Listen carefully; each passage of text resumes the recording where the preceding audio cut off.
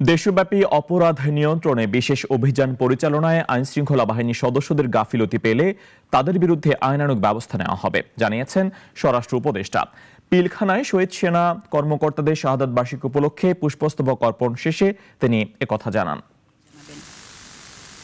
জাতীয় শহীদ সেনা দিবস উপলক্ষে রাজধানীর বনানীতে সামরিক কবরস্থানে পুষ্পস্তবক অর্পণ করে শ্রদ্ধা জানান স্বরাষ্ট্র উপদেষ্টা। এ সময় তিনি বলেন, 2009 সালের পিলখানা হত্যাকাণ্ডের বিচারের জন্য ইতিমধ্যে একটি কমিশন গঠন করা হয়েছে, যা 24 জানুয়ারি থেকে কাজ শুরু করেছে। 3 মাসের মধ্যে তারা প্রতিবেদন জমা দেবে, যার ভিত্তিতে দায়ীদের বিচারের আওতায় আনা হবে। কমিশন করে দিয়েছি এবং কমিশনের 24 জানুয়ারি থেকে মনে হয় শুরু হয়েছে কমিশনের কাজ। তাদের 3 মাস সময় দেওয়া হয়েছে। তাদের রিপোর্টের বেসিসে আমরা যারা দোষী সাব্যস্ত তাদের বিচার আনতে না।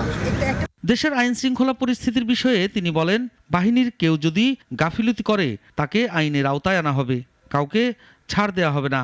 মানে আমরা যেইভাবে এটা সাজিয়েছি, এটা দেখে যদি কোনো জায়গায় কোনো রকমের গাফিলতি আমার কর্মচারী বা আমার বাহিনীর ভিতরে থাকে, আমি তাদের আইনের আওতায় নিয়ে আসবো।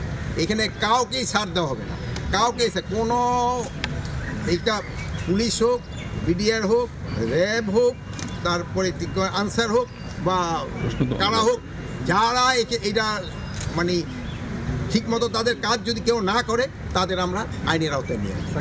স্বরাষ্ট্র উপদেষ্টার পর সেনা, নৌ ও বিমান বাহিনীর প্রধানরা পুষ্পস্তবক অর্পণ করেন। এরপর শহীদ পরিবারের পক্ষ থেকে পুষ্পস্তবক অর্পণ ও 1 মিনিট নীরবতা পালন করা হয়। সাইফুল শাহিন, নাগরিক, ঢাকা। দেশ জুড়ে তোলপাড় ওয়ালটন ফ্রিজ কিনে আপনিও হয়ে যেতে পারেন মিলেনিয়ার।